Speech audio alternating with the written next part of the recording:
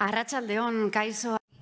Buenas tardes, bienvenidos, bienvenidas una vez más a esta cita tan importante que nos reúne hoy aquí en Bilbao, en Gutun Zuria, Festival Internacional de las Letras, una edición más en el Centro Azkuna de Bilbao. Berba Dariola, la conversación desbordada es el título de este año que nos propone superar esos límites, esas fronteras, un territorio sin ningún tipo de limitación, tomando la palabra, el encuentro como eje. Sigue en castellano. Damos la bienvenida, como no, a esta apertura tan especial de este festival, también especial, Gutun Zuria Bilbao, Festival Internacional de las Letras de Azkuna Zentroa. Perkusbika izan dugu hemen eta bidelagun. Hemos tenido a Perkusbika y nos acompañarán en el acto de esta tarde, tanto al comienzo como al final, ofreciéndonos sus piezas. Hemos empezado con música y a continuación pasaremos a las palabras. Posteriormente pasaremos otra vez a la percusión, sigue en castellano. Han interpretado Losa, una obra muy especial del compositor y percusionista francés Emmanuel Sejourné. Eta orain bai eszenatokia betetzera.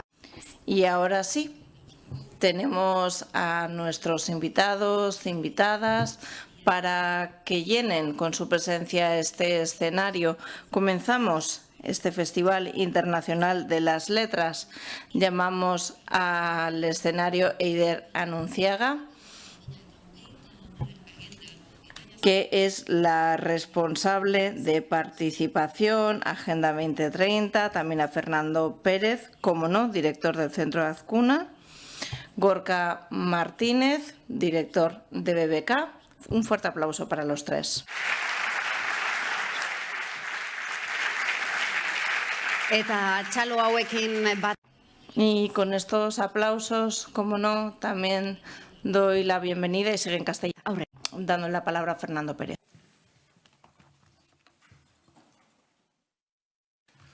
Arratsaldeon, eskerrik asko, Gutun Zuria Bilbaure. Buenas tardes, muchas gracias por acudir a esta inauguración de otra edición del Festival Internacional de las Letras, comenzando esta tarde y hasta este sábado 2 de marzo. Están todos invitados e invitadas a participar en una conversación desbordada, sin ningún tipo de límites ni fronteras, bajo este título de Gutun Zuria de este año, Berba Dariola, la conversación desbordada, pretende abrir un debate audaz, valiente, que esté dispuesto a adentrarse en una comunicación sin límites. Gutun Zuria Bilbao también tiene espacio para la creación, por eso cada año nos gusta conceder un premio y un reconocimiento a agentes que consideramos referentes y fundamentales. Lo hacemos en colaboración con nuestros principales partners y damos las gracias también, por supuesto, a las artes y a la literatura por su aportación fundamental para poder celebrar este acto. ¿Sigue en castellano? El Festival Internacional de las Letras de Azkuna Zentroa. Desde hoy hasta el próximo sábado 2 de marzo os invitamos a participar en una conversación desbordada, sin límites ni fronteras de ningún tipo. Este Berba Dariola, con el que hemos titulado Gutun Zuria Bilbao 2024, relanza la reflexión sobre el valor de la comunicación abierta y atrevida, dispuesta a dejarse llevar por las palabras y las imágenes para entrar en territorios desconocidos. Gutun Zuria Bilbao es también un lugar de reconocimiento a la creación. Por eso cada año entregamos el premio BBK Gutun Zuria Bilbao a autores esenciales de la literatura por su trayectoria y por los valores que representan. Lo hacemos junto con BBK, partner principal del festival, a quien agradecemos su apoyo a este proyecto. Nos acompaña Gorka Martínez, director general de BBK.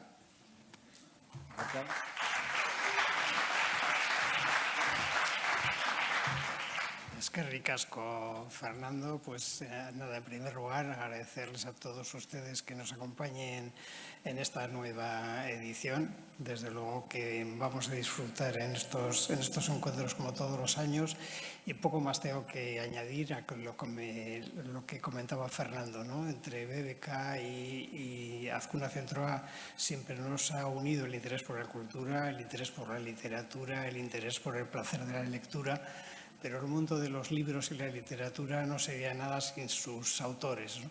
Y entonces por eso decidimos hace unos años cada año premiar a dos autores o autoras, uno vasco y otro del panorama internacional. Y este año la elección es una elección magnífica. Yo creo que todos ustedes van a compartir nuestra decisión. Tenemos en primer lugar a María Sunlanda, persona ya sobradamente conocida por la labor de todos estos años en la difusión en euskera de la literatura infantil y juvenil. Y por otra parte, la figura del dramaturgo Juan Mayorga, que como bien saben todos ustedes, pues además de su creación literaria, es académico de la lengua, profesor universitario y divulgador de las artes escénicas en todo momento, cada vez que tiene ocasión.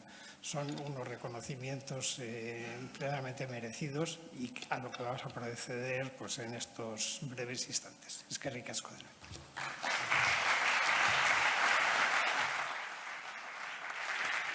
Eta nola ez, Fernando Keta.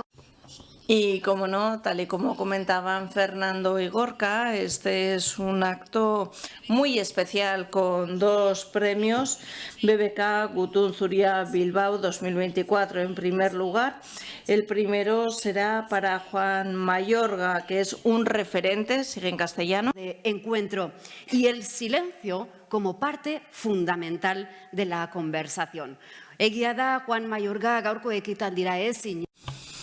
Juan Mayorga no nos ha podido acompañar en este acto, pero tenemos un agradecimiento que nos envía en este vídeo. Hola, me asomo a esta pantalla para agradecer a la gente de la Azkuna Zentroa Alhóndiga Bilbao que me haya ofrecido este bonito premio BBK Gutun Zuria. Yo siempre digo que los premios no te los dan por lo que hayas hecho, sino por lo que esperan que hagas. Y agradezco esta muestra de respeto que me ofrece gente a la que respeto y les prometo que intentaré esforzarme para merecer en el futuro ese premio que hoy me dais. Ocurre que os hablo desde el Teatro de la Abadía, donde ya estamos ensayando una obra que escribí, que se titula La colección, y esto es lo que me retiene aquí en Madrid y por eso no puedo estar esta tarde con vosotros. Pero sí podré estar el fin de semana del 2 de marzo, ¿es el 2 o el 3? El 3 de marzo estaré con vosotros y entraré en conversación con dos interlocutores muy interesantes a los que quiero y respeto, como son Pachi Lanceros y Pedro Barea. Bueno, yo espero que la conversación que tenga con ellos os merezca la pena. Desde luego sé que Pedro y Pachi dirán cosas muy interesantes. Pues hasta el día 3 y mientras tanto os mando un abrazo.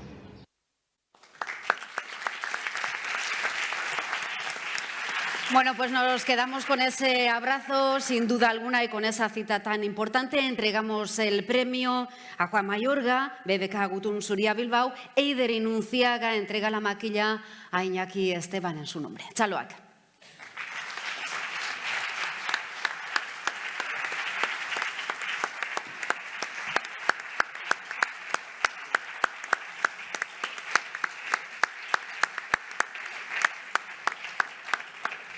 Eta BBK Gutun Zuria. Y el segundo premio BBK Gutun Zuria Bilbao es para María Sunlanda. Un fuerte aplauso para María Sunlanda. Aurrera, María Sun. Adelante. Literatura infantil y juvenil. Eta nola ez, euskarazko. Y, por supuesto, un referente como escritora de literatura infantil y juvenil.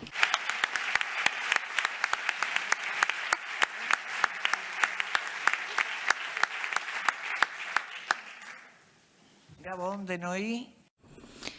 Buenas noches. Muchísimas gracias al Centro Azcuna y al resto de personas que nos acompañan. Gracias por haber pensado en mí para este galardón. ¿Y qué puedo decir? Creo que, como decía Mayorga, o bueno, más bien, en mi caso creo que no se han acordado de mí por el futuro que se espera de mí, sino por todo lo que he hecho, porque ya tengo una edad y la maquilla me viene fenomenal, no solo por el reconocimiento, sino como bastón, como apoyo, sin olvidar además aquella historia del bastón de Makillakishki.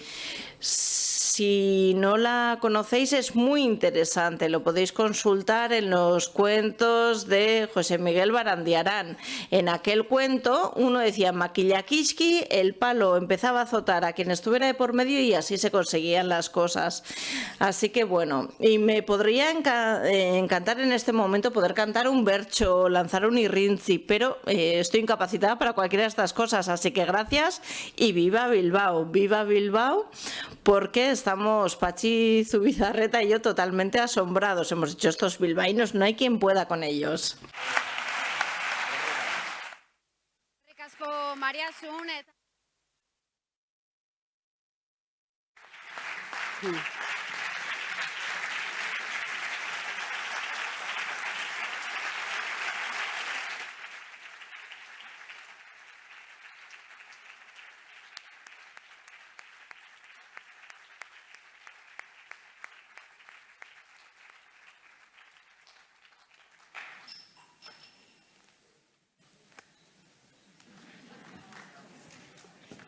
Eskerrik asko, María Sunlanda.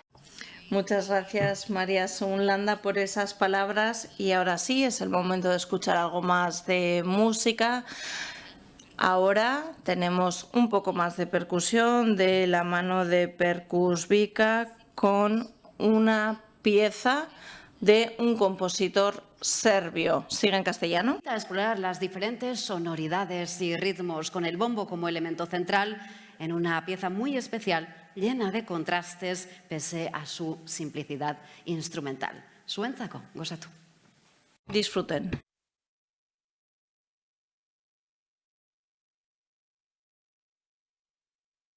Eskerrik asko, mila esker.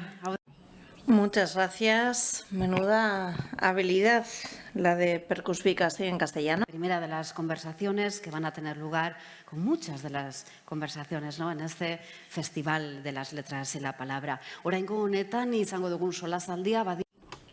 Tendremos la primera de muchas conversaciones, por supuesto, de la mano de María Sunlanda y Patxi Zubizarreta.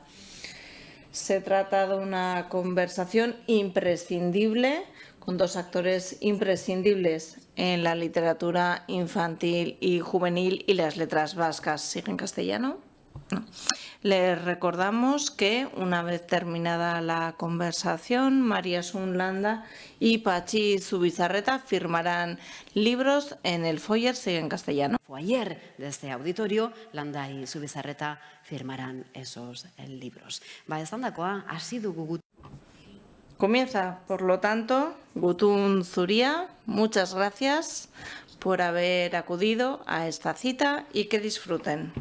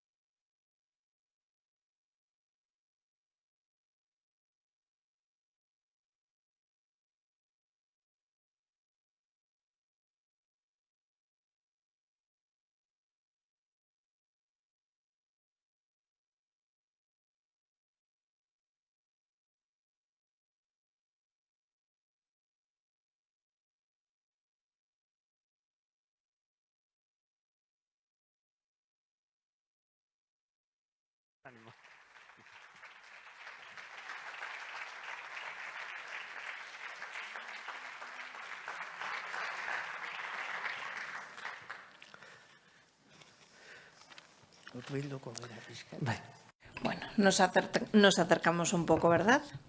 Buenas tardes. Buenas tardes. Nos vemos muy bien, la verdad. Ya me había avisado María Asun. Y bueno, nos sorprende un poco. Dice que esto es muy peligroso porque uno puede hacer lo que sea, porque no ve al público. Bueno, en cualquier caso es agradable percibir que estáis ahí y es agradable poder reunirnos en esta celebración en torno al premio de María Asun. También hace poco pudimos reunirnos en Vitoria y bueno, qué decir, siempre es agradable venir a Bilbao a ver a amigos, amigas, estar en una zona con esta biblioteca bajo el agua. Todo está relacionado a fin de cuentas con la literatura.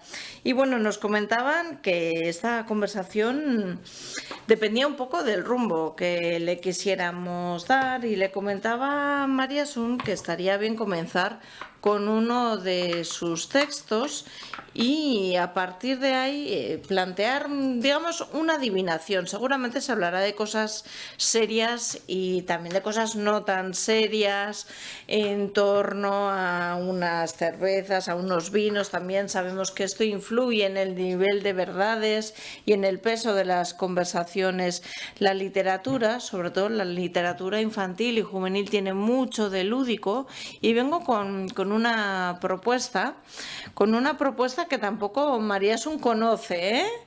Es una propuesta, bueno, abierta. Me parece que es una metáfora de la literatura y dice así. Begien aurrean. ¿Qué es? ¿Qué es eso que tienes delante de ti, delante de tus ojos, que se parece a una mariposa y hace un sonido como el reloj? Lo tenemos delante de nosotros, se parece a una mariposa y hace tic-tac como el reloj. Es una adivinanza y no te la pregunto a ti directamente, pero quería plantearla aquí porque, bueno, es una adivinanza muy sencilla que, repito, dice, lo tenemos delante de los ojos, delante de nosotros, es como una mariposa y hace tic-tac como el reloj. Son las pestañas. Los niños a menudo se confunden de palabra en euskera y dicen las cejas, pero bueno, es eso tan sencillo, ¿no? Lo primero que tenemos delante de nuestros ojos. Esta mañana hemos abierto los ojos y hemos visto la luz o hemos encendido la luz y puede que eso sea precisamente la literatura, aproximarse a esas cosas tan cotidianas que dejamos de ver en nuestro día a día. Y por eso le planteaba esta adivinanza a María Asun. Lo entiendes, ¿verdad? Es que no sabía muy bien qué era lo que me estaba diciendo. Digo, ¿qué es esto? ¿Una clase de oftalmología? No, bromas fuera. Por ejemplo, en torno al premio de Emakunde, en la víspera, yo me planteaba, bueno, ¿qué puedo decir? Dije, bueno, voy a escribir un borrador sobre la Bella Durmiente y él me planteaba precisamente esta adivinanza porque hemos estado hablando de cómo yo pensé en la Bella Durmiente antes de recibir este premio. Bueno, tengo un pequeño texto que habla de tener los ojos abiertos. Según dicen, en un castillo, la Bella Durmiente tenía los ojos cerrados, pero en realidad no estaba dormida, solamente fingía mientras esperaba la llegada de un príncipe apuesto. Y cada vez que escuchaba algún sonido, bien fuera el viento, algunas ramas que eran pisadas o algunas pisadas que pudieran ser aquel príncipe aproximándose, hacía como que estaba todavía más profundamente dormida, pero sin roncar, porque las princesas y las bellas durmientes nunca roncan. Y le habían dicho que iba a llegar un príncipe, pero los príncipes le habían repetido que jamás llegaban a aquellas princesas que tenían los ojos bien abiertos. Y recalco esto, me entenderán seguramente sin problemas. Aquellas que tenemos los ojos muy abiertos, los príncipes no se acercan a nosotras. Bueno, pues allí estaba y miró a su alrededor, sonrió, dio unos pasos hasta que se hizo de noche. Y bueno, la historia ha ido tomando rumbos de todo tipo. Hay quienes dicen que está estudiando un doctorado sobre misoginia, la Bella Durmiente que decidió levantarse y marchar. Hay quienes dicen que se ha adentrado en tierras desconocidas buscando la libertad. Hay quienes dicen que se ha casado por lo civil con aquella psicoanalista, la que antes llamaban Blancanieves. Bueno, de hecho, cuando uno abre los ojos ya es imposible volverlos a cerrar. Es el texto que leyó cuando recibía el premio de Emakunde. Gustatu zitzaidan. Me gustó mucho y por eso proponía que lo pudieras leer y por eso proponía la adivinanza. Vino una amiga tuya, Carmele, ¿verdad? A Vitoria. Y me dijo, pues eso me pasó a mí con María Asun, con Simone de Beauvoir, con otras vías que tú también abrías. Eran mujeres que le ayudasteis a abrir los ojos. Bueno, yo recuerdo que había una psicóloga muy joven que nos habló de Simone de Beauvoir en un momento en el que era difícil acceder a su obra, los conseguimos y desde entonces siempre ha sido para mí una de esas personas con unas obras muy importantes. Pero recuerda que le decía a Carmele, y yo le dije, sí, yo tengo a Simone de Beauvoir como referente, pero tú es que tenías novio con moto. Yo iba por ahí, pues bueno, con mis libros, he leído esto y lo otro, y ella me escuchaba y aprendía, pero mientras ahí estaba con el novio en moto con 17 años, me río yo, ¿no? No hay ni comparación. En Vitoria, miren, Agur Meave dijo algo que me gustó y lo has comentado hoy también y por eso se me ocurría en este momento esta comparación. Joseba Sarrionaindia en su momento decía que la literatura vasca había sido una literatura en blanco y negro, sin color. No habíamos hecho un uso del color, pero este género precisamente nos ha dado esa libertad para usar el color. Y me venía esa comparación con Zumeta. Zumeta traía el color, la abstracción, en un momento en el que solamente había obras figurativas o colores oscuros. Y miren, Agur Meave precisamente destacaba tus colores y podemos empezar por aquí. Bueno, y es que además esto que comentas me ha hecho recordar una reflexión. Vamos a ver qué nos parece.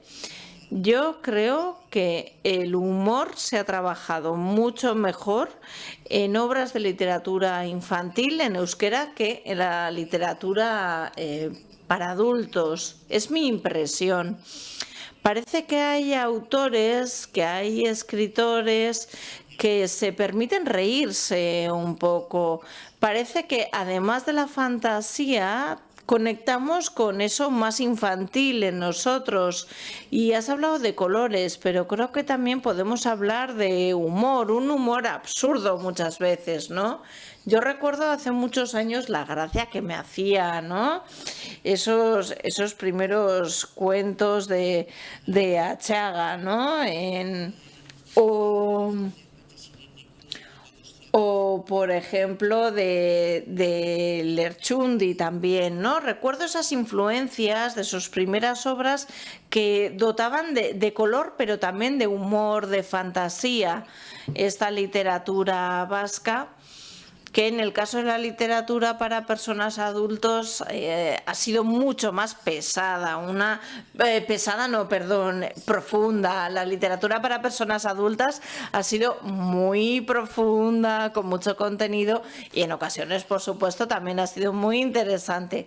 Pero es cierto que esa frescura no estaba en la literatura para personas adultas y creo que es algo que se veía también en los propios autores, que decidían utilizar esa voluntad más de juego en la literatura infantil y juvenil.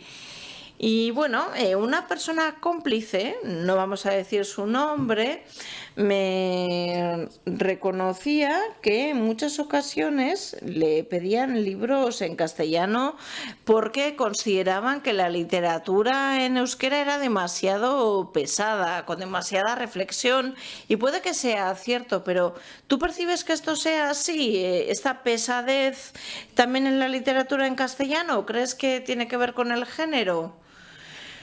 Bueno, lo cierto es que yo estoy out de la literatura últimamente. No, me refiero a la literatura en castellano, a la presencia del humor.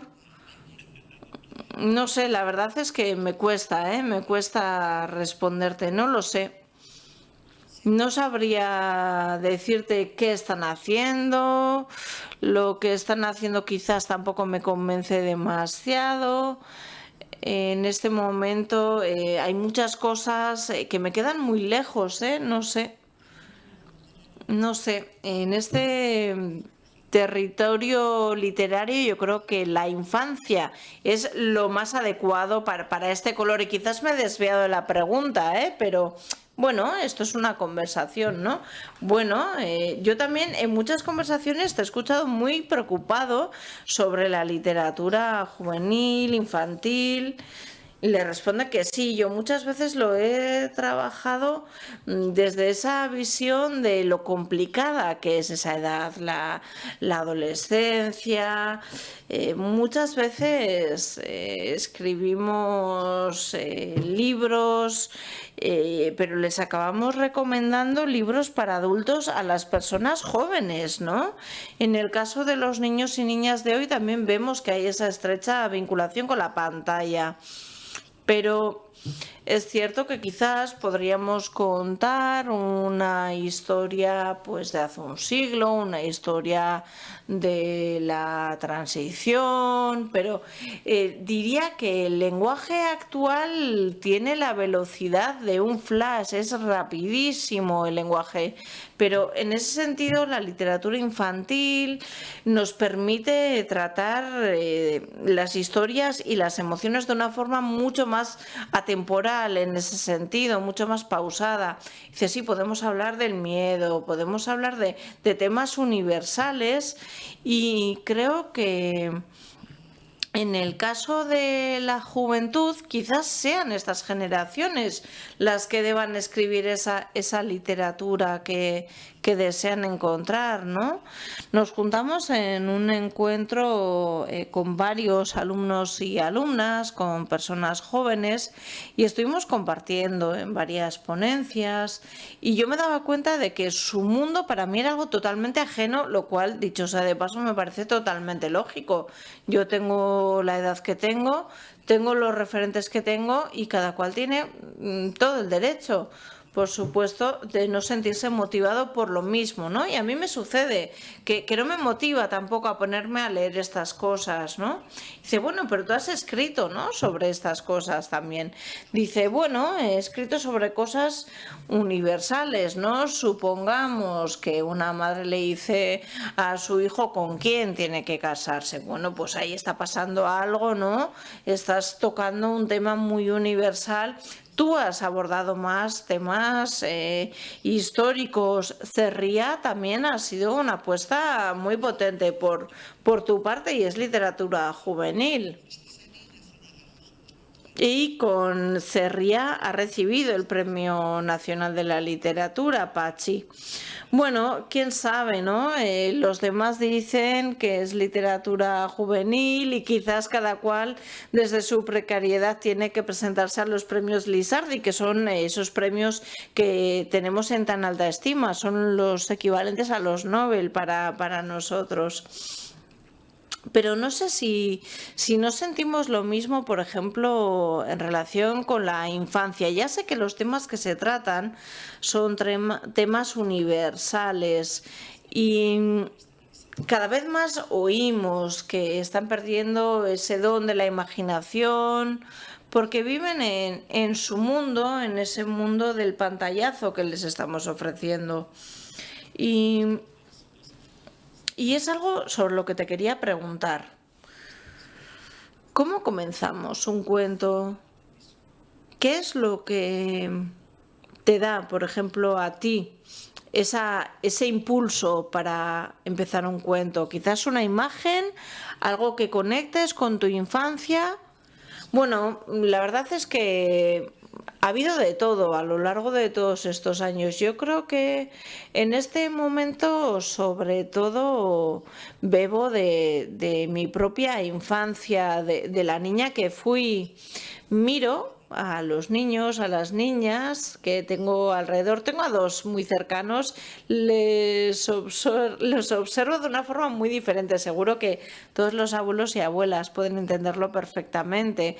Los observas y te das cuenta cómo en esa observación hay una mirada muy diferente porque estás en otro ciclo, y en ese cambio de ciclo y en esa observación hay un ejercicio filosófico y un ejercicio de regreso a la infancia. Y dirás, Jesús, pero si me preguntas qué es lo que me motiva a día de hoy, es precisamente eso, esa observación y ese ejercicio filosófico.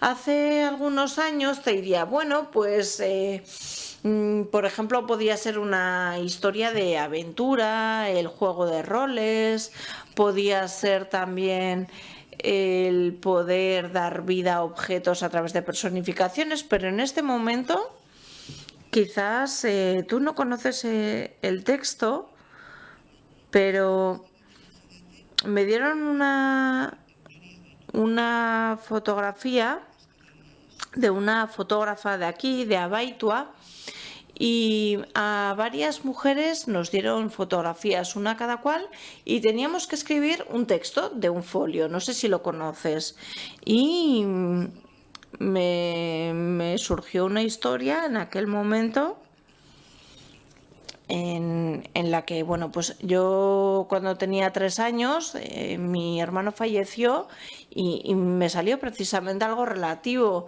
a esta historia, y es algo que es lo que me brota en este momento. No sé, es casi como si fuera un fantasma que está ahí. No se trata del morbo ni nada así, ¿no? Me he encontrado además con varias series que tratan temas similares a los que me surgen en este momento, y dije, fíjate, parece que está de moda, ¿no? Parece que está de moda esta idea de que si están aquí los fantasmas, de si tenemos aquí los fantasmas de nuestra vida, de hablar de presencias. Y bueno, si vamos a aplicar estos temas a literatura infantil o juvenil, debemos hacerlo con mucho tiento, de una forma muy ligera. Y dice, sí, de hecho tú has escrito sobre la muerte, ¿verdad?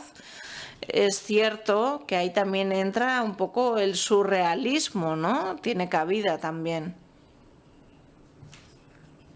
Sí, ¿por qué no? ¿Por qué no? Yo creo, además, que la gente, vamos a decirlo así, la gente tiene una idea de la literatura infantil y juvenil bastante equivocada. Creo que no son conscientes de la riqueza que tiene el género. Creo que a un libro de literatura infantil, juvenil, no le piden demasiado, ¿no? Por ejemplo, que te cambie la vida. Y quienes nos hemos criado sin televisión hemos recibido formación, diversión, una introspección interior de la mano de los libros, cosa que a día de hoy es impensable. Pero la gente sigue pensando que la literatura infantil y juvenil no es gran cosa. Bueno, y escribirla, ni qué decir, ¿no? Dicen, bueno, yo no me pongo a esto, pero vamos, tampoco. Si te contara lo que mi niño hace, me dice muchas veces, ¿no? Y bueno, pues venga, pues hazlo y ponte, ¿no? No, pero bueno, a ver, a lo que me refiero es a que parece que lo que se le pide es que sea fácil, que divierta. A mí esas cosas me crispan, ¿eh? Cuando me dicen, bueno, solo le pido que divierta. Quizás porque soy del oficio, pero a mí el que un libro sea fácil de leer no puede ser un criterio. Que te divierte y además te resulta sencillo, fenomenal, pero que el criterio para elegir tu lectura sea su facilidad, bueno. José Saramago vino a Bidebarrieta hace algunos años y estuvo allí debido a una traducción que se hizo al euskera, y tuvimos la suerte de estar con Yolanda Arriata y con Saramago en Lanzarote a través de una editorial. Y bueno, en aquel momento la comunicación nos resultó muy cercana, no sé por qué, si por la hora o bueno. La cuestión es que contaba, yo había leído Las maletas del viajero, es una breve antología con varios cuentos, y ahí estaba La flor más grande del mundo, que Alfaguara publicaba posteriormente en formato álbum para niños. Y cuando lo presentaba en italiano, siempre decía que un niño le había dicho, pues esto no es interesante. Y dijo, bueno, pues yo que he recibido un premio Nobel debo reconocer que no sé escribir para niños, ¿no? Y es un poco lo que comentabas, la gente se cree que cualquiera puede escribir literatura infantil. Y yo recuerdo cuando me llamaban de la editorial y me decían, bueno, para la semana que viene quiero 2 cuentos, y te decían el tema, educación vial o nutrición. Bueno, los criterios venían bastante marcados y decían, bueno, si me haces 2 cuentos sobre cada tema, pues ya elegiré el que más me gusta. Y yo lo que me planteaba era, pero usted sabe lo que es escribir, usted sabe lo que es escribir bien. A mí me sucedió, por ejemplo, con el cuento Osoa, que es un cuento de un folio que de repente surgió. No sé si te sucede a ti, pero si me pongo un propósito, difícilmente puedo hacer ese ejercicio de creación, porque la creación tiene su magia también, ¿verdad?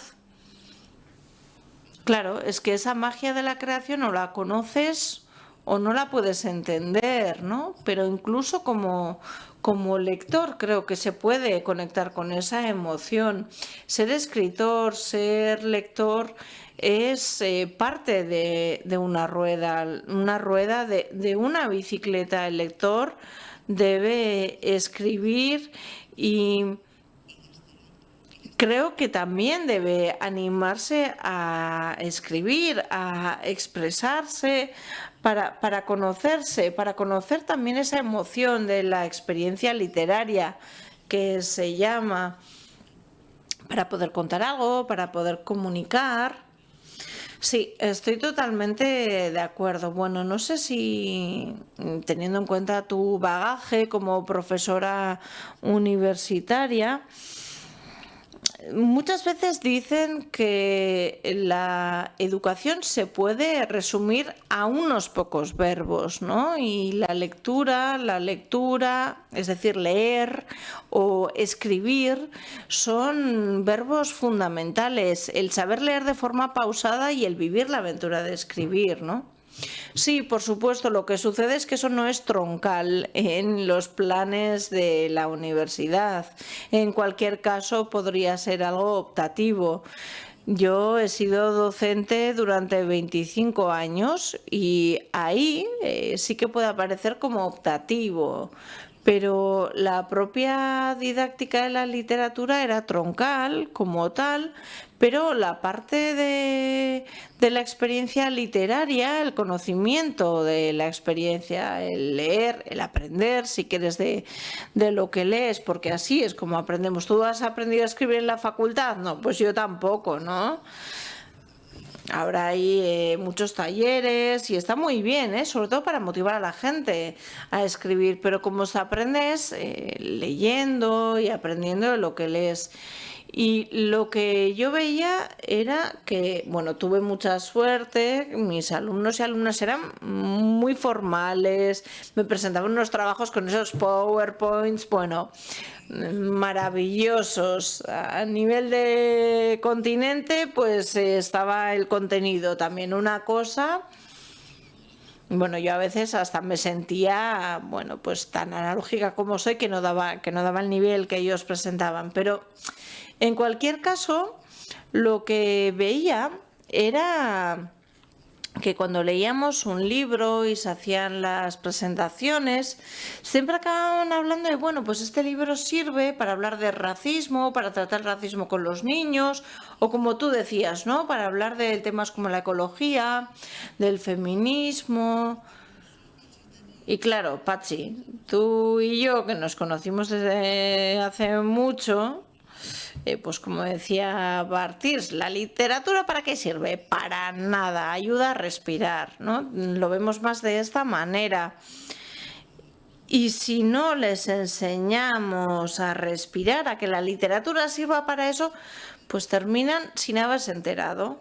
Porque siempre se le busca esa utilidad a la literatura, ¿no? Parece, y de ahí viene también el que sea fácil, el que sirva para algo. Y esas son las tiranías que puedo detectar a día de hoy tanto en las clases de literatura y también por parte incluso del lectorado, que se lo toma como muy en serio. Durante estos días vamos a tener alumnos, alumnas de la ESO, y si la sala va a estar así, con esta oscuridad, creo que va a ser difícil mantener el silencio, que no haya mochilas saltando de un lado al otro, de las butacas. Tendremos también acordeón, cello. Dicen, bueno, la música amansa a las fieras, ¿no? Bueno, a lo que iba, creo que es importante creérnoslo, ¿no? Y Gonzalo Moure solía decirlo. En uno de sus cuentos, una persona recibía una carta de su amante y se acostaba y se guardaba la carta entre sus piernas y sintió pues que esta noche fue mucho más cálida. Y creo que la literatura tiene también esa calidez, esa afectividad. Es como esa chimenea que tienes para disfrutar en tu soledad, ¿no? Y parece que muchas veces a día de hoy tenemos que tener cuidado con lo que decimos. Esa carta igual mejor debajo de la almohada. Dice ella que menudas ideas les metemos a los niños, ¿no? Una carta entre las piernas. Pues que fíjate, ¿no? Fíjate. En este momento, ¿no?, en el que estamos viendo cómo hay adolescentes y niños muy jóvenes con acceso a la pornografía, les prohibimos determinada literatura, ¿no?, que tiene ese contenido afectivo, de calidez, con un punto erótico, ¿por qué no? Eso se lo retiramos, se lo prohibimos, pero por otro lado les planteamos toda esta crudeza, ¿no? Y esa corrección política creo que cada vez está yendo más allá, ¿no? Las polémicas con la obra de Roald Dahl, parece que a día de hoy también tenemos que modificar la obra de Roald Dahl, ante lo cual yo me opongo, la censura, ¿no?, a fin de cuentas. También en nuestro caso seguramente ejerzamos incluso la autocensura, ¿no? Y me interesaría hablar de esto contigo. La literatura, ya que estamos en Gutun Zuria y teniendo en cuenta el esfuerzo que se ha realizado, que tendremos aquí a Juan Mayorga, no sé si vendrá también Rosa Montero. He leído una obra de Viñal, autor francés, una obra muy cruda, una obra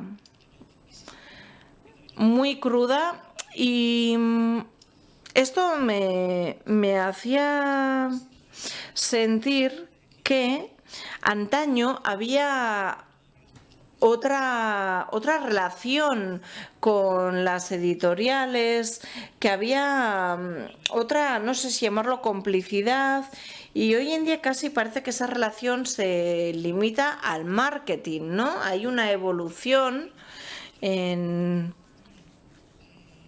¿Y tú cómo lo ves esto en el caso de tus sobrinos, tus nietos? ¿Cómo lo ves tú?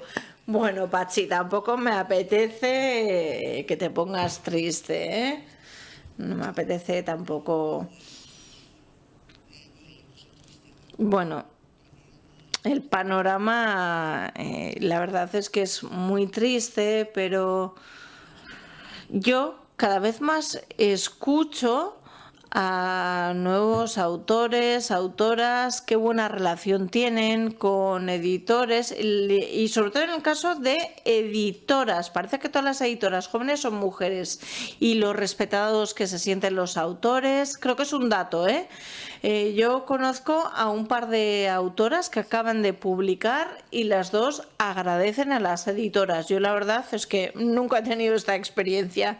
Yo con mis editores... Bueno, sobre todo en el mundo del euskera, lo que tenía que ver con la lengua era lo principal, ¿no? El darle un buen repaso a la lengua, ¿no? Ignacio Mújicas, siempre era la lengua. Y yo lo aceptaba porque entendía que nunca había sido uno de mis puentes fuertes, así que en ese sentido encantada de recibir ese feedback en relación con la lengua, pero yo me daba cuenta al leer libros que decía, pues aquí está José Antonio, ¿no? Y había palabras en las que me decía, pero ¿cómo vas a poner sufrida? Y dice, pues que lo quiere poner, y suicida, ¿y cómo vas a poner suicida? Pero claro, es que en la tribu vasca una tenía que ponerse así y decir suicida, yo digo suicida, y por suerte, entre comillas, por suerte esa palabra se extendió como la pólvora.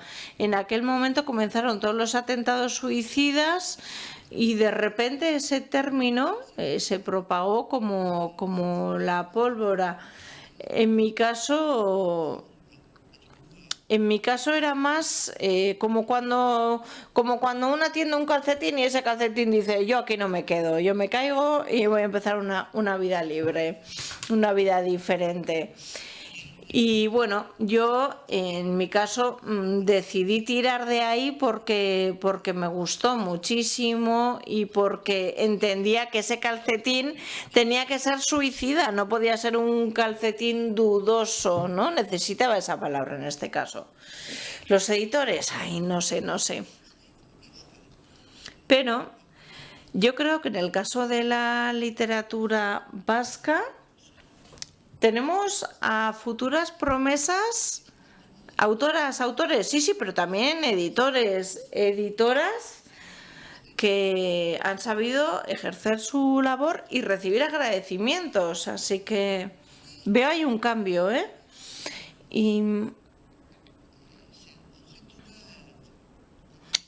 Y también, por otro lado, está esa percepción, ¿no?, de que nos tratan como un objeto comercial, ¿no?, fuera de quizás esas relaciones.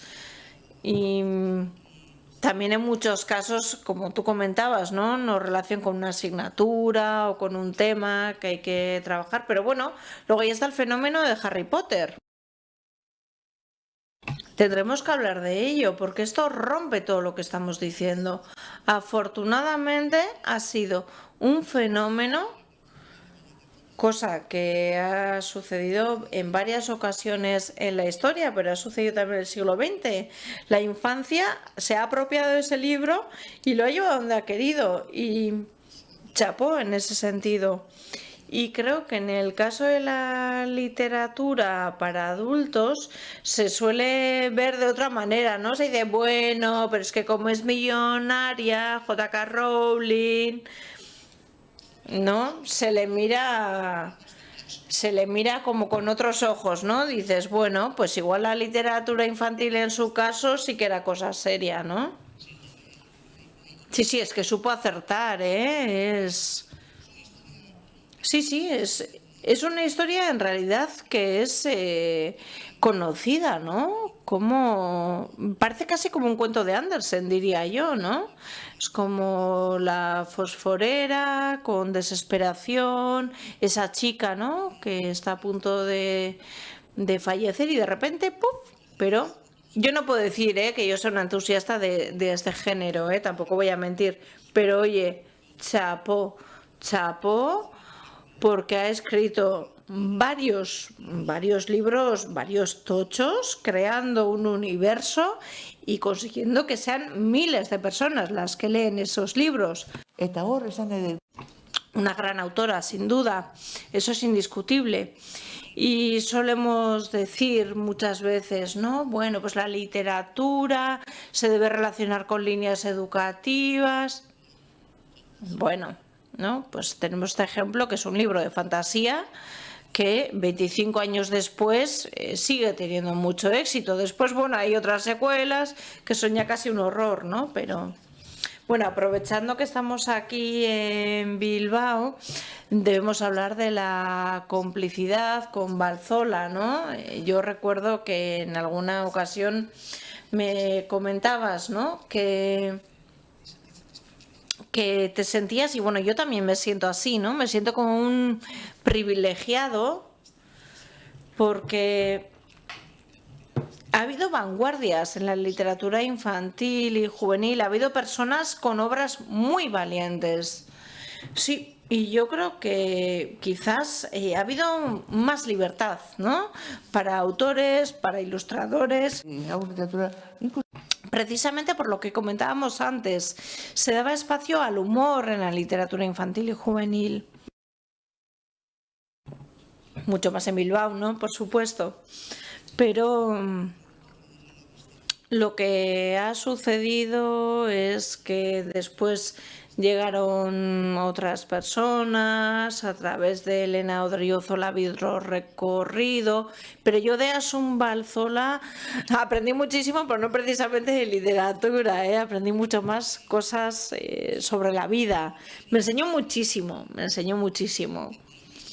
Supongo que algo le aportaría yo también, porque ella muy vaina me decía, chica, es que nadie me dice las cosas que me dices tú, ¿no? Ella me decía así, porque a ella le encantaba escribir y yo cogía sus textos y, bueno, les daba un repaso y, bueno, había cosas que le ponía un poco patas arriba y ella me decía, es que nadie me dice las cosas que me dices tú, ningún editor. Y yo decía, bueno, a cada cual lo que le corresponde, ¿no?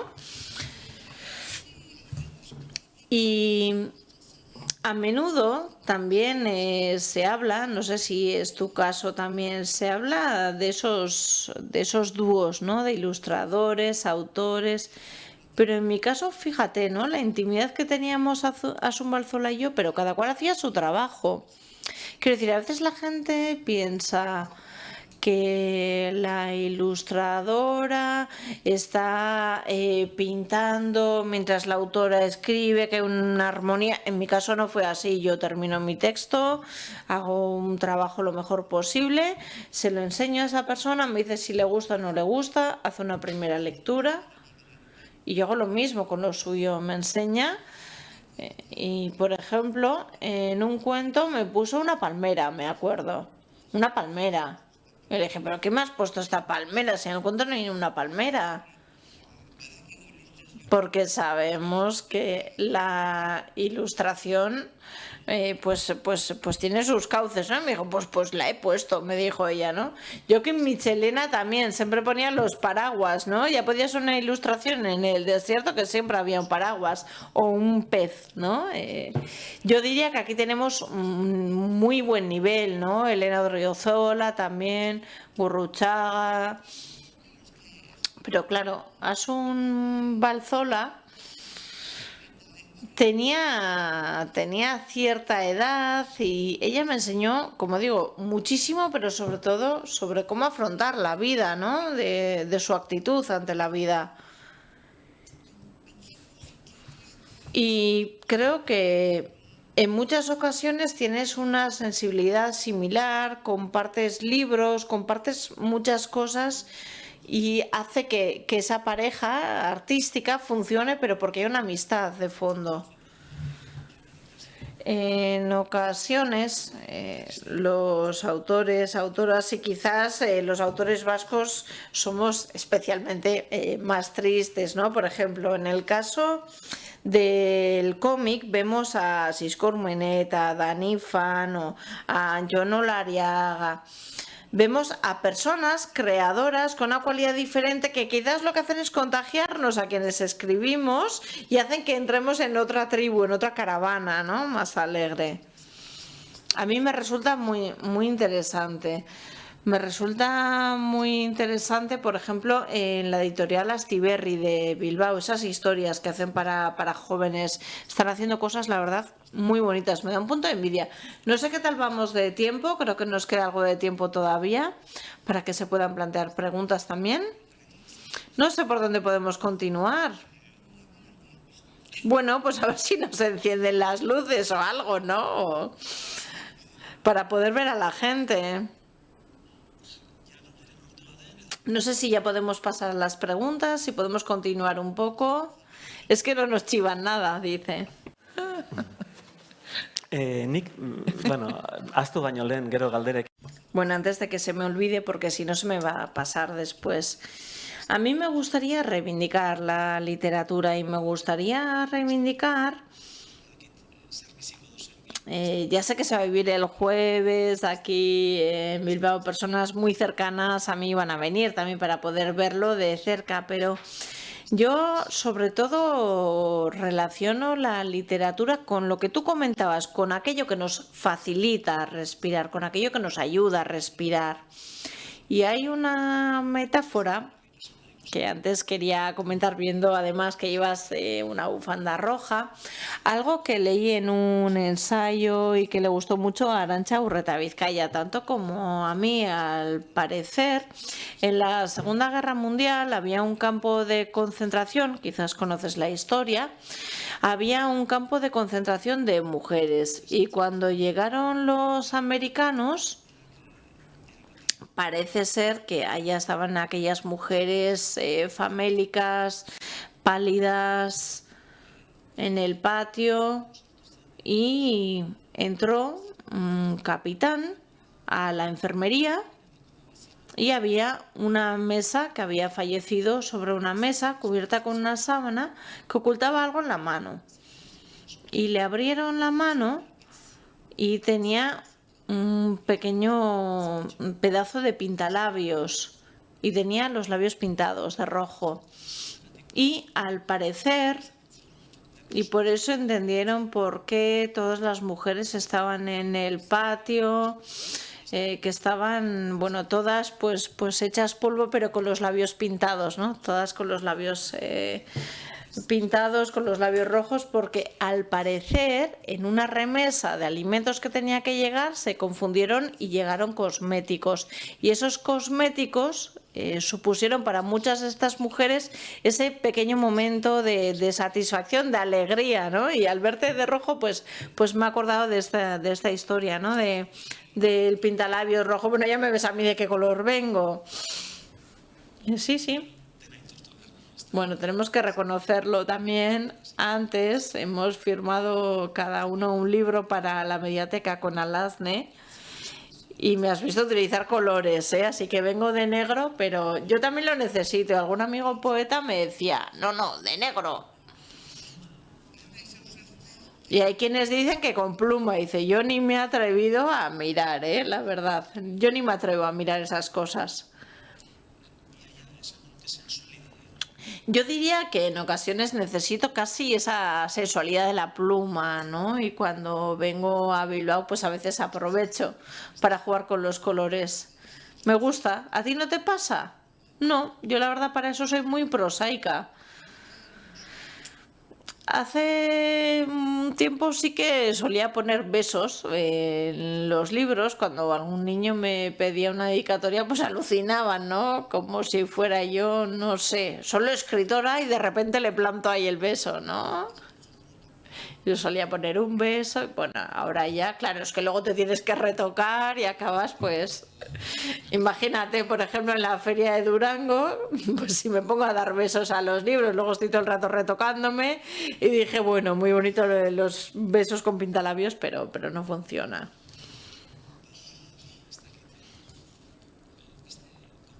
Bueno, pues otra reflexión, mientras no nos indiquen que tengamos que pasar a las preguntas. Una vez leí a Javier Cercas que tras muchas vueltas en la vida, habían llegado a una conclusión, él y sus amigos. Parece ser que se reunían una vez al mes para cenar y para intentar arreglar el mundo, como solemos hacer, ¿verdad? Y es algo que veo en ti también, no lo pude decir en Vitoria, pero creo que en tu actitud, y lo digo porque muchas veces pues hemos estado muy cerca, siempre he visto esa implicación hacia los temas sociales, es decir, siempre he visto en ti una autora que está comprometida con la situación, conectada con la realidad, aunque trabaje con la fantasía. Y Javier Cercas decía que en la vida hacen falta 3 personas. Un médico es necesario, que te permite nacer, te permite morir. Un cómplice, ¿no? Un cómplice que te acompaña a lo largo del trayecto vital. También un profesor que te vaya acompañando y también una persona que te diga no, ¿no? Que te diga que no desde una postura de compromiso, ¿no? Y sabemos que en muchas ocasiones en nuestro género se ha hecho un uso excesivo del azúcar, y no contentos con el azúcar usamos nata y miel, y me refiero precisamente a la importancia, ¿no? de cómo contar las cosas, de cómo hacer las cosas. Importante, ¿verdad? Muchas veces decimos que es importante saber decir que no, pero cuando le toca a una hacerlo, ¿verdad? Siempre tienes la posibilidad de decir, bueno, por una vez, ¿no? Sí, decir que no es tan sencillo, y precisamente hoy me habían avisado, creo que fue John Maya el que me avisó que iban a hacer como unos bailes por Gaza, no sé si has oído algo. Bueno,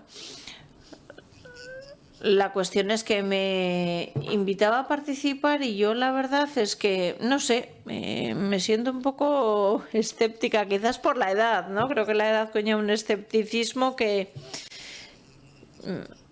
me pedían que hiciera una foto fija en tales condiciones para que, bueno, pudiéramos hacer como un vídeo, artistas contra la masacre de Gaza. Bueno, lo he hecho, pero yo creo que hay algo, y lo veo, ¿no? Cuando lo comentabas, no sé si yo misma, no sé si estamos transmitiendo mucho escepticismo a los niños, a las niñas, a los jóvenes, siendo conscientes de que hemos vivido momentos más utópicos que daban pie a más entusiasmo, para bien y para mal.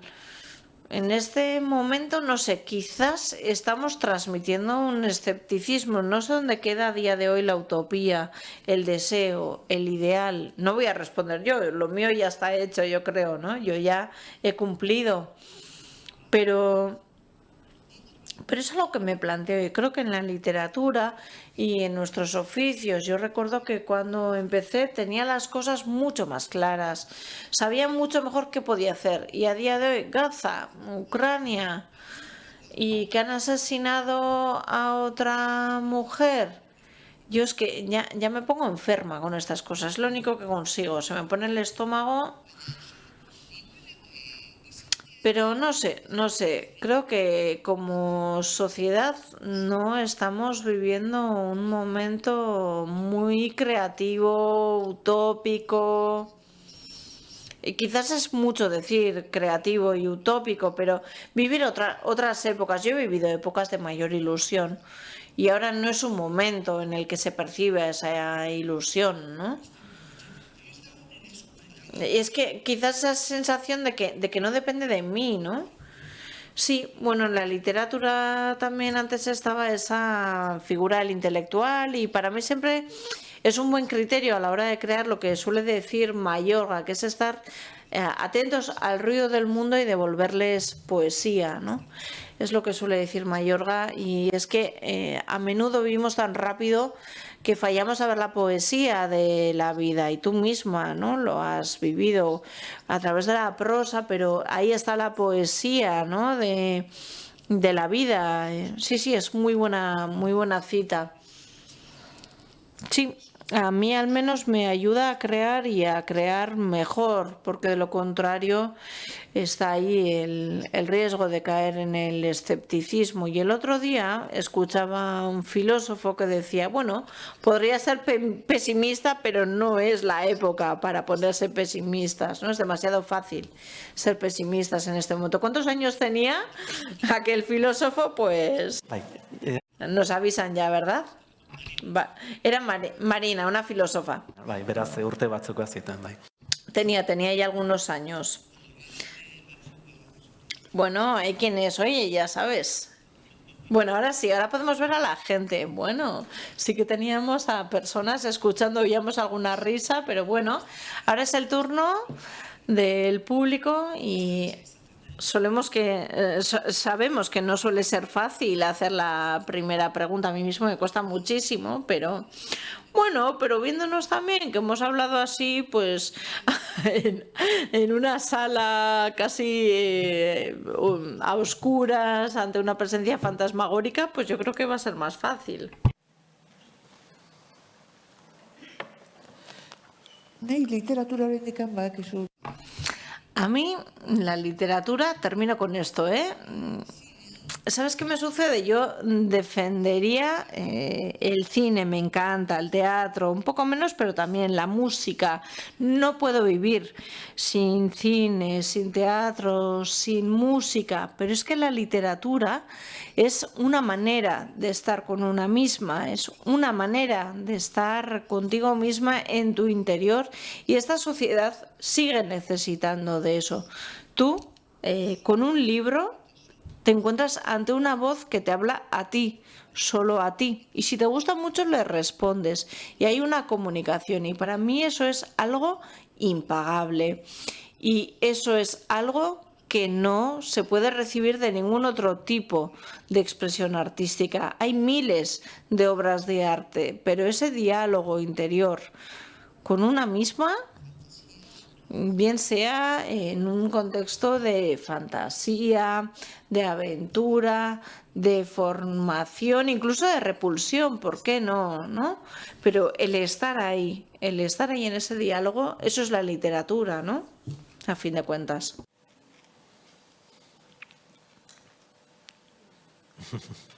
Beste genero bat dago. Antes comentábamos que hay otro género que es el de las dedicatorias, que es muy complicado, pero el de las preguntas también, lo entiendo, es un género complicado.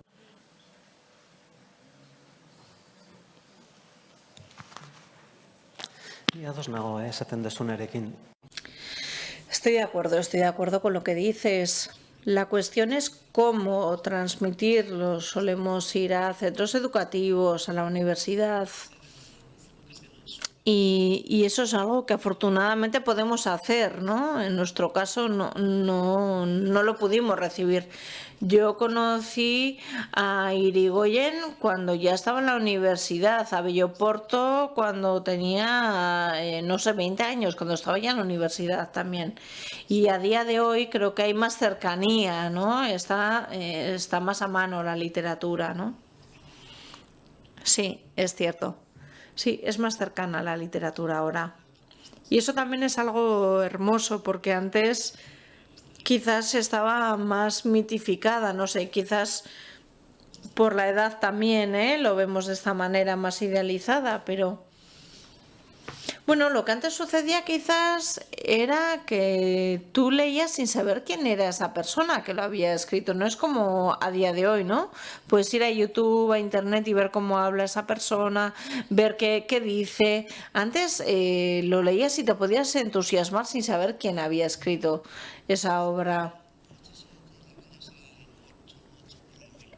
Estaba esa obra de Gil, Una chabola en Bilbao, ¿os acordáis? ¿No? Yo con esos libros, bueno, yo estaba cegada. ¿Cómo era el nombre? Luis...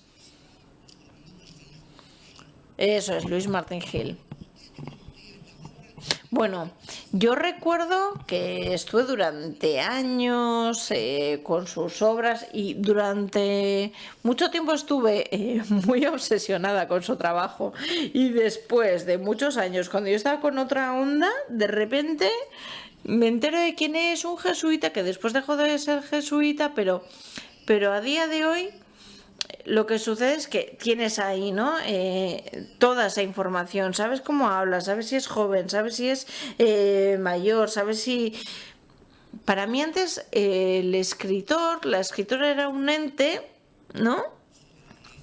Pero bueno, eran otros tiempos, no sé si merece mucho la pena hablar de eso. Pero sí, con él, Jesús, me pasó.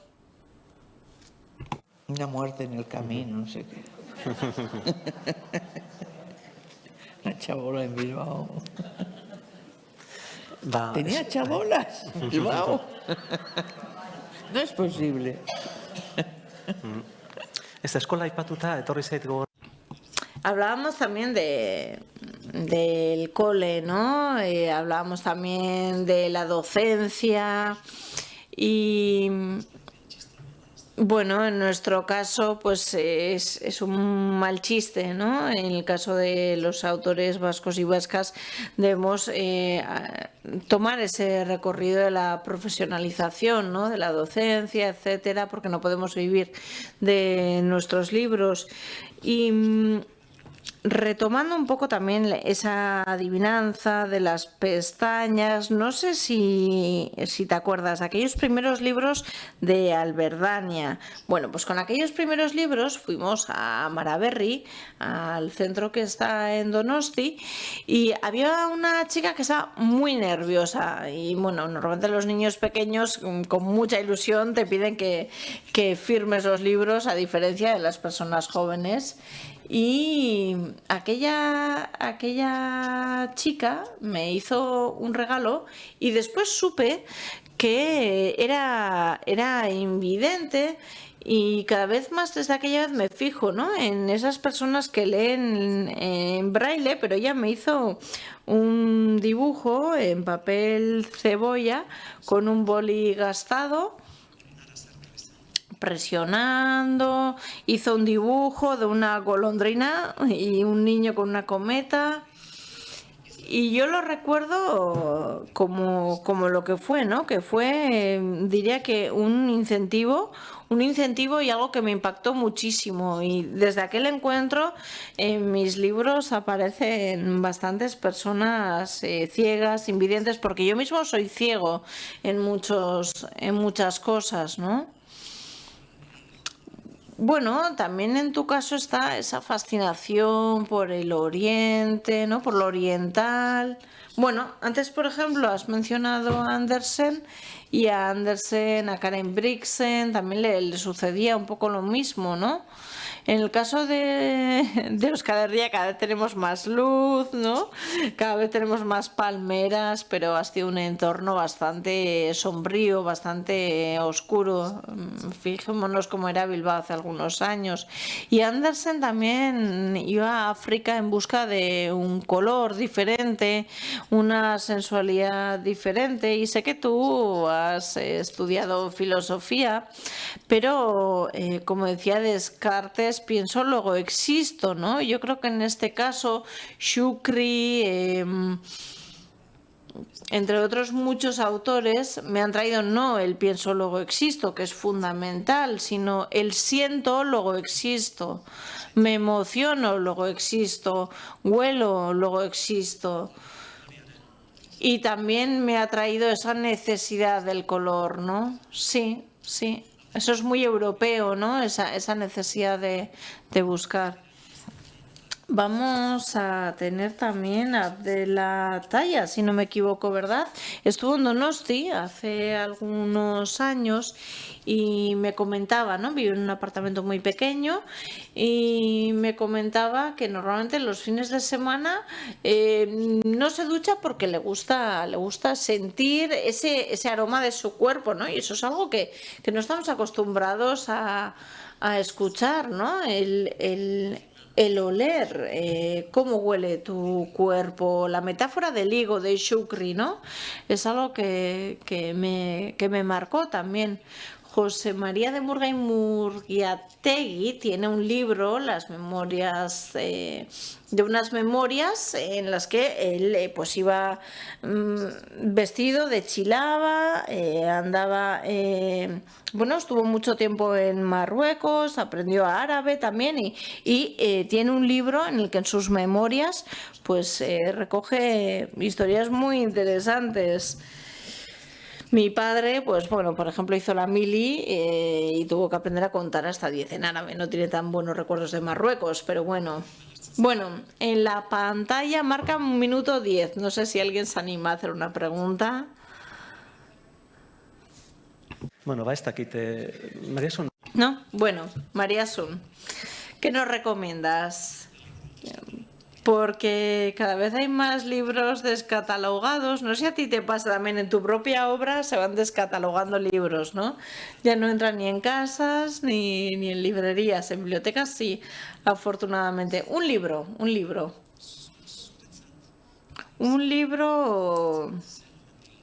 que nos pueda recomendar. ¿Qué nos recomiendas?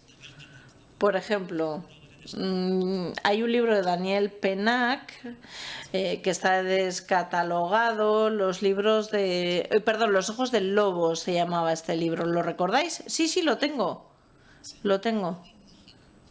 El pudín mágico, ¿sí? El pudín mágico. Mira, no recuerdo el nombre del autor, pero es un autor australiano. Y el pudín mágico, cuando yo lo descubrí, bueno, me pareció, intenté recomendarlo para que lo publicaran en euskera, pero es un libro, bueno, absurdo, parece casi un viaje de un tripi, ¿no? Parece que cuando comen el pudín, de repente el pudín aumenta de tamaño, aparece un pingüino, pero es una maravilla, ¿eh? Es una maravilla. Y es un poco la impresión que me deja a mí lo que a ti te deja, ¿no? Eso, lo oriental, lo magrebí, ¿no? Y hay esa tendencia en la literatura anglosajona, ¿eh? Pero el del pudding, de verdad, ¿eh? Es que ya solo leer el nombre, a mí es que me da la risa, ¿no? No sé quién y el koala no sé cuántos, ¿no? Son títulos que es que te dan la risa. Pero este no es un libro cualquiera. Jim Percebe, ¿cómo era el otro? Es que parece absurdo, ¿eh? Pero tiene unas ilustraciones porque está también en Anaya Clásicos Universales, ¿eh? Porque tú vas a Australia y es un autor reconocido. A ver si lo miro, a ver si miro el nombre. Porque esas lecturas también son fuente de inspiración. A menudo lees para sentir, a menudo lees para refrescarte, pero a menudo lees y un texto te motiva y de ahí de repente te surgen historias que te llevan a otros lugares. Pero el pudín mágico lo recomiendo. Muy bien, lo apuntamos y terminamos ya, ¿eh? Una constatación, ¿eh? Una constatación de cómo son las cosas, ¿eh? Lo escribió en una noche muy trágica. Esos autores que han utilizado lo absurdo, la fantasía, son personas depresivas que viven vidas muy tristes, muy duras. Y en este caso, este libro lo escribió cuando le comentan pues que ha muerto su hermano y se siente tan desesperado que empecé con ese pudín mágico, con el percebe, bueno, el pingüino. Es que es una locura. Pero a mí es un tema que me entusiasma, la verdad, ¿no? Cómo la literatura infantil puede servir para liberar esos nudos que tiene el autor. Bueno, El pudín mágico o Lady Luck de Daniel Pennac, descatalogado, El ojo del lobo. Y bueno, con estas recomendaciones, gracias, estaremos en el foyer firmando libros. Ha sido un placer.